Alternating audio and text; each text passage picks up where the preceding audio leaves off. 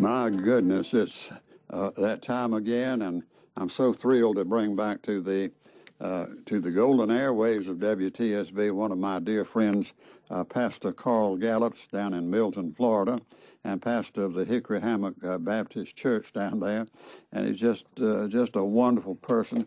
He's internationally known across the world on many things. One of the greatest authors in religious literature. Now, when you can get Carl Gallups on the airwaves of your station or any station, you got the very best. And I'm proud to bring back to the airwaves of WTSB your friend, my friend, Pastor Carl Gallups. Come on in, Carl. Well, Brother Carl Lamm, thank you so much for your introduction. I love you, my brother, and I always look forward when I get the call from you and your station that you would love to have me on the air. So it's my honor to be with you and the great audience of WTSB. But Pastor Carl Gallups, I want you to come into the golden airwaves of W3TSB this afternoon and give my listeners and your listeners out there your thoughts, your ideas, and your opinions on the overall situation. Now, this situation concerns the firing of James Comey, FBI director, and what, if anything, does that have to do with Russia? Does it have anything to do with Russia, or maybe any other conclusion that you might make? So come in and give us your thoughts, give us your ideas about the firing of James Comey, FBI director.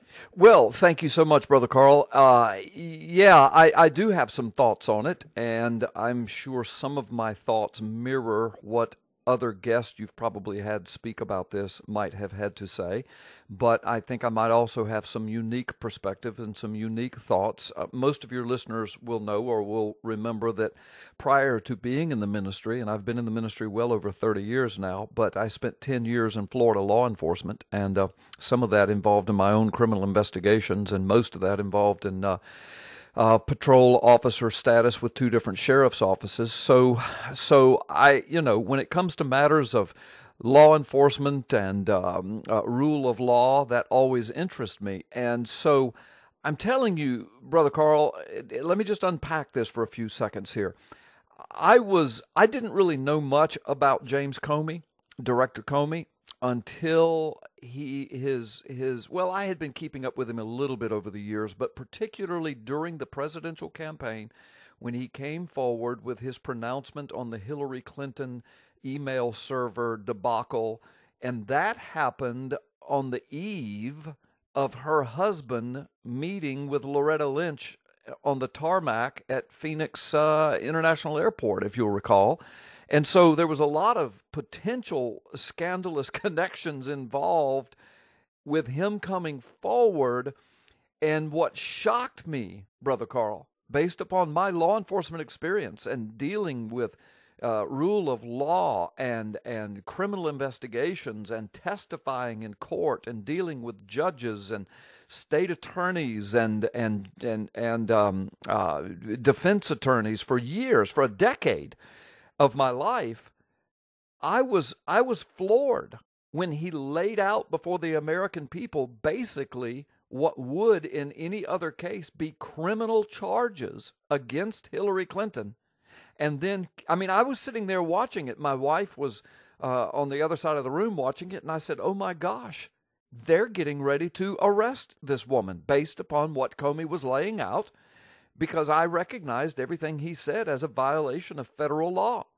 Some of it carrying deeply serious criminal penalties.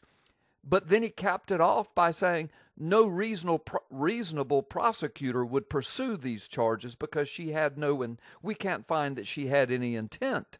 And then he covered himself by saying, and I'm going to have to paraphrase, but he said, but now hear me clearly. This doesn't mean that if you or somebody else does the same thing that we would not file criminal charges. Well, that was horrendous. Miscarriage of justice admitted by the chief law enforcement officer of the land. Actually, the chief law enforcement officer is the head of the Department of Justice. But as far as criminal law enforcement agencies, he's the man, and he literally had the gall to say before the American people in the middle of a presidential campaign, And I'm going to paraphrase because this isn't what he said, but this is the message.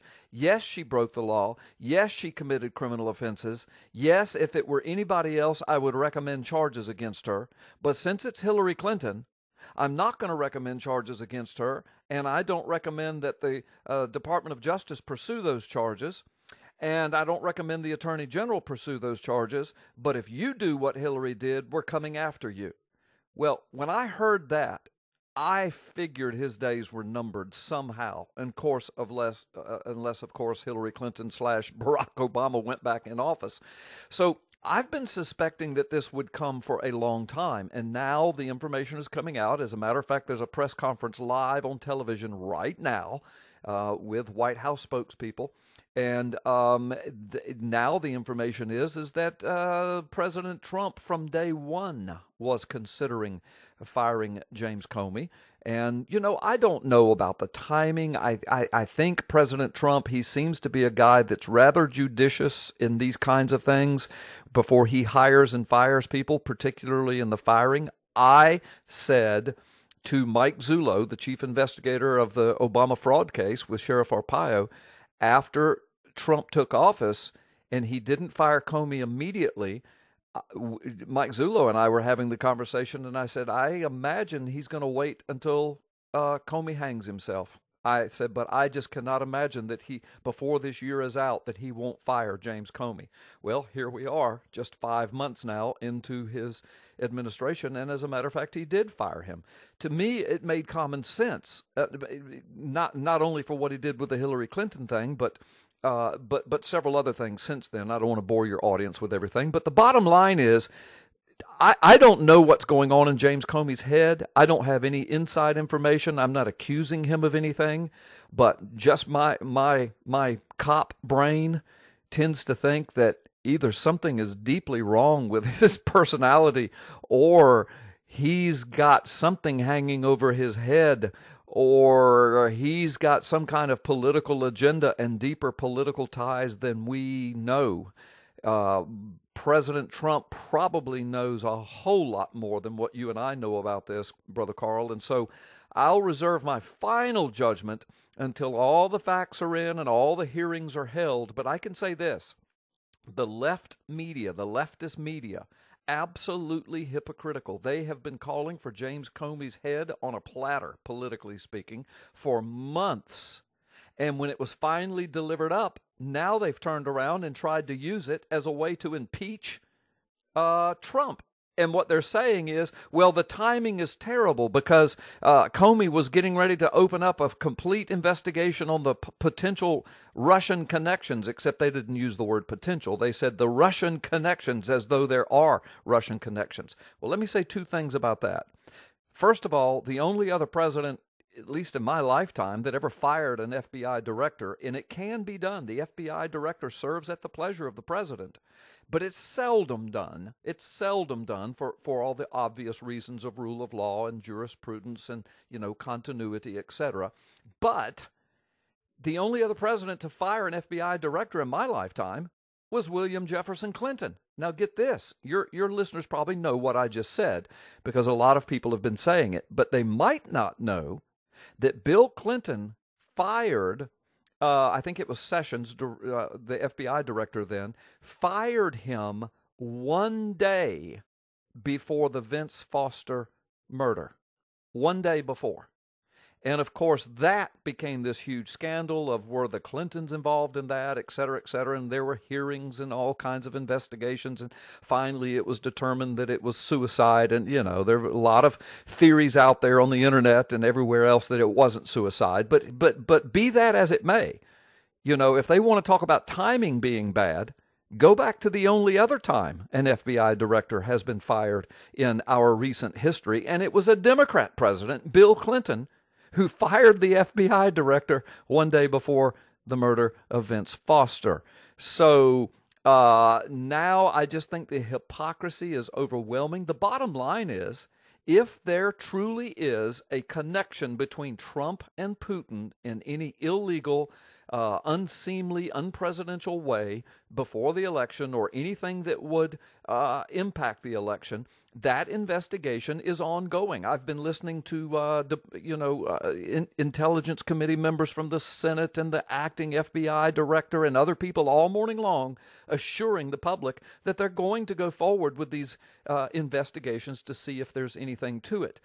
But I want to say to your audience, I said two things. One of them was that Bill Clinton had done this. The second observation I want to make is this.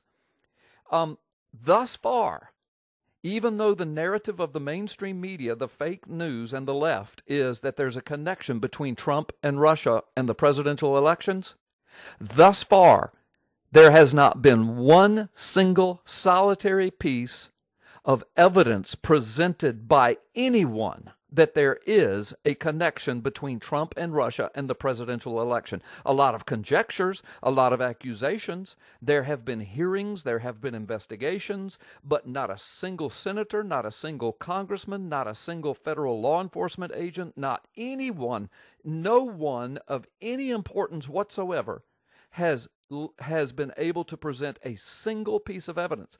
And now the mainstream media keeps this narrative alive based on, thus far, nothing. Based on nothing, Brother Carl. They keep the narrative alive. And so they pounced on the firing of Comey, which they had been calling for, as one more opportunity to keep this false narrative, at least it's false thus far, alive. And so, my point is, look, I'm a law and order man. If Trump was directly involved with Vladimir Putin in swaying the election, and there is hardcore evidence, then I would want something done. I don't want our nation to be a banana republic. I don't care if it's a Republican or a Democrat in office. I don't care who it is. But if there's not any evidence to that, then we need to move on. That's the famous words of the left. Let's move on. They made a website called moveon.org back during the Clinton days. We need to move on. This is getting old. But the leftists will not stop. They want Trump out. They still can't believe they lost the election. The very thing that they've been screaming for, to fire Comey, as soon as it's done, they turn it around. They act as though they don't ever remember doing that. They act as though they don't ever remember that their own President Clinton did the very same thing, but they turn it around to continue to perpetrate this false narrative, again, false so far, that somehow Trump and Putin colluded to get Trump in office. So that's my assessment thus far. I hope I brought a little bit more information and perspective to this. I know you guys have probably talked about it ad nauseum, as everyone else is, but this story's not over. We shall see. If it turns out that there was something to the Trump-Putin connection, then I'll be the first to speak to it. But right now, I'm just saying, Brother Carl, as a former cop, I got to look at the evidence, and right now, what's been released to the public, there has not been one single solitary piece of evidence from one single person that actually happened. That's my narrative, Brother Carl. And I like your narrative. I like the way you approach answering questions. I certainly think you've given us a wonderful, wonderful report today. And I hadn't thought about the Clinton situation there that you talked about, but that was excellent that was put into focus today.